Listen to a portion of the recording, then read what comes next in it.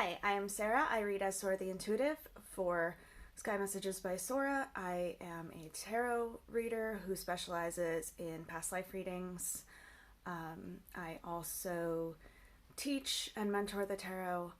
I have two journals, one for learning the tarot and one for more learning yourself and deepening the connection with your deck. That one's a collaboration with Killer Pancake, who makes a couple of the decks I'll be reviewing. The reason I started this channel, and specifically this series, the tarot review series, is that I really want people to be able to have a connection. I want anyone who wants to do the tarot to be able to learn it. And a lot of times people get really frustrated because the first deck that they start using, they don't really connect with. And so I'm hoping that instead of getting frustrated or spending a lot of money on decks that they then realize they don't want, people can sort of start to learn what their style is, what theme they're looking for, what kind of imagery works for them, and help people find the right decks for them. I do believe that if there is a tarot deck out there, there is an audience for it. And if there is somebody who wants to learn, then there's definitely a deck for them. So this won't have star ratings. This won't be about what's good and bad. It'll be about the details, such as the guidebook, a level that it's good for, like basic to advanced. It will be, how close it is to the Rider-Waite or the Tarot de Marseille, or the Thoth for those who prefer that. And it will just give people a look and hopefully help them start to begin their journey. Or for those of us who have been on their journey for a while, but are thinking about new decks and testing out different things, give them a preview. So there are some of the decks behind me, but if there are any you're interested in, let me know. And let's get started. For today's tarot deck review, we are looking at the Disney Villains tarot deck.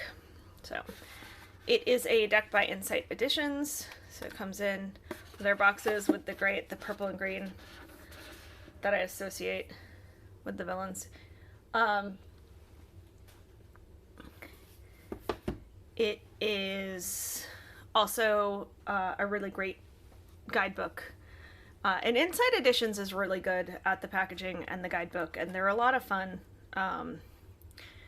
And they are definitely among my favorite for the tarot decks. So it's an excellent guidebook, explanations for each, along with a picture for each. And it has its own spread, which is the Poison Apple Tarot spread. It's a lot of fun. There's also the Diamond in the Rough. So they stick to the themes. I have used both of them because I like to test them out for myself. And they're really well done, a lot of fun. And part of what inspired the new series that I've got coming soon, where I will be doing these readings for people using the decks and the spread that goes with the decks. The cards are nice and sturdy. They are what I think of as the standard tarot, the current standard. So those are great for my hands. They shuffle pretty easy. At first you kind of have to separate them, but that's pretty common with the thicker cardstock. The cards are beautifully done. They stuck to the standard suits. They use coins, but coins and pentacles are the standards, and swords, wands, cups. It's all what people tend to be used to, so that's really helpful. They also have the Page, Knight, Queen, and Kings, so you don't have to do a lot of trying to think and convert while you're reading, so that's always really nice. They did such a good job keeping with the theme, which I really love. And also it makes for some interesting almost nuance to the way these cards can be read. Because it's the Disney villain deck, sometimes there are some cards that tend to be thought of as positive. You know that I don't see any of the cards as inherently positive or negative, but there are some that do tend to lean towards certain things. For example, the Knight of Cups. He is the romantic, and the negatives or the cautions that come with it is the idea of rose-colored glasses. He's not the romantic because he's romantic. He's the romantic because he sees things the way he wants to see them. And to have that become Gaston, who absolutely saw things the way he wanted to see them, including himself, you get just a slightly different take on that can really change up a reading and really add a lot of meaning and nuance to the cards. So that's a lot of fun. Also in Insight Editions Standard, and both with the theme, you do have some cards that are kind of pippish. So if you are someone that does not like working with pip decks, it may be a little bit harder. They're not pips like the traditional pip decks where they look like playing cards. There's still a lot of illustration to them. And the more you get used to the different symbols and the different stories, you can actually pull them out pretty easily. And still read them very intuitively instead of just memorizing the meaning. But see, you have like the Two of Swords, which is two swords. So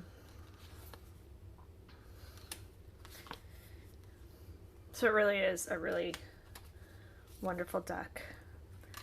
They put a lot of thought into the different characters. As someone who really loves the stories, it's fun to kind of add those bits, and sometimes that can give you a little bit more direction in the card as well. Which is nice if you are somebody who sometimes has trouble connecting with the cards intuitively. If you know these stories these come from, that can really help and can really aid in your storytelling and tarot reading. So who this deck is good for: Disney fans, especially if you're a Disney villain fan. Intuitive readers, I would generally say more medium to advanced, but I would never say that a beginner couldn't use this deck. I just think that if you are a beginner, you should use it either alongside a deck that more closely fits the tradition you're learning, or probably stick to like a Tarot de Marseille, because where it comes up where there's not the same kind of symbolism, it might be a little bit easier to catch on. In terms of some really well done kind of favorite cards, we have the Sun. I love that because he's the guy in Moana who's all about the shiny things and the gold, and the sun is blessings and that day out in the sun, but it is also being in that spotlight, and he just thrives in the spotlight. So I thought that was a lot of fun. And the Hermit is great. That's the one from Meet the Robinsons, and I don't want to give too much away if you haven't seen it, but you should see it. He just fits really well for the Hermit in terms of the way he keeps to himself and how that helps him along his journey. And then the Moon, you get that shadow work going. So it's a really great deck, and again, with beginners, it's a good one. It's just not the one I would learn on. If this is one that you love, please go for it.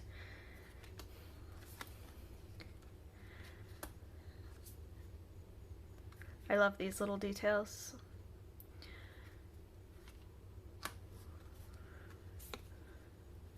You just see, you know, they put a lot of work into these. So I am going to shuffle to do the week ahead spread. And while I do that, I will say thank you for liking, sharing, subscribing. Also letting me know what other decks you'd like to see. what other kinds of readings you'd like to see. If you like the tarot deck reviews or any of my other content and want to see it earlier, or want to get bonus content or any of the perks, you can head over to my Patreon. If you would like to book a reading for yourself, I specialize in past life readings, but I do all kinds. Head over to the website or send me an email. To check out more of my readings, there's a playlist called Readings for the Collective, as well as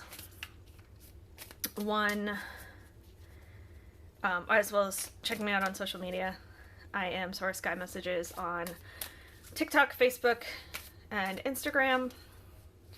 I do occasional single card readings or a couple card readings for the day. And yeah, mostly I just want to say thank you for making it this far and letting me be able to do my work at something that I really, really love.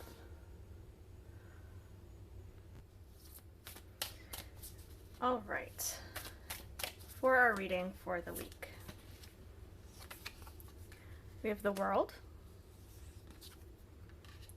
the Devil, and the Star. Maybe a little bit of imposter syndrome here. So the World is a card of accomplishment, of culmination, but also of cycles. As we finish one cycle, we start a new one. And so sometimes this can be something like a promotion. You've worked very hard, you get it, and then you feel like you're in over your head. And that is because in some ways you were starting over again. But the key is that you are starting something harder because you've already done the easier things.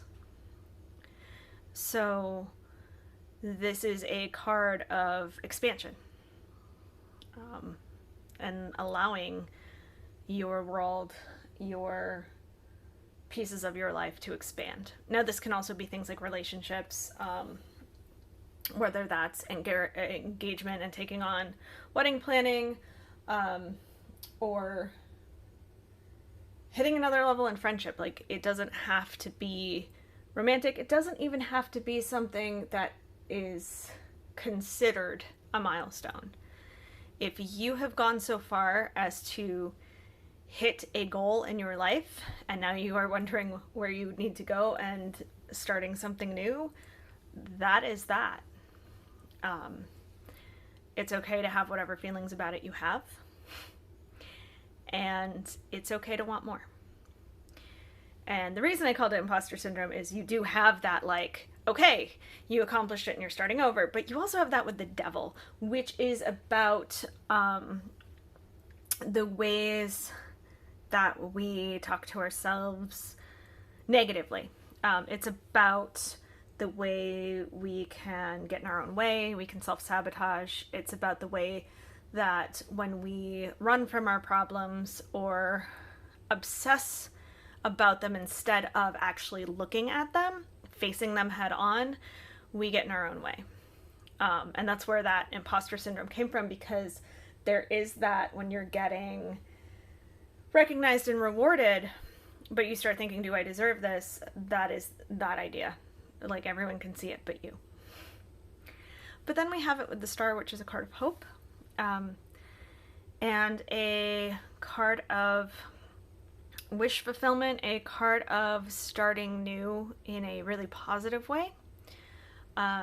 It is rare to see the Star when there hasn't been some hardship behind it, and I feel like that's where that Devil comes in, is you got there, but all of that work that got you there, all of the things that you either had to give up or sacrifice, or not choose or go through to get to that point. Remember that that experience is why you're good for the job, or why you're where you need to be, or why you're the right person in that relationship. And don't let the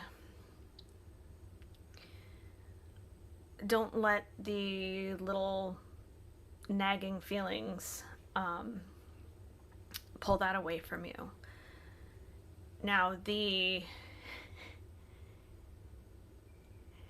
those nagging feelings do tend to be a coping mechanism in themselves. They tend to be your brain's way of keeping you from having to go through something painful again, which is really nice. But that's also what the experience is for. You know, now that you've learned, you can make better decisions, so you don't need to be as worried about them. And it just really says you've been set up for something really successful, and asking you to take those steps in faith. Very leap of faith messaging here. Also, congratulations on whatever it is that has been improving. You deserve it. Thank you so much. Have a wonderful week.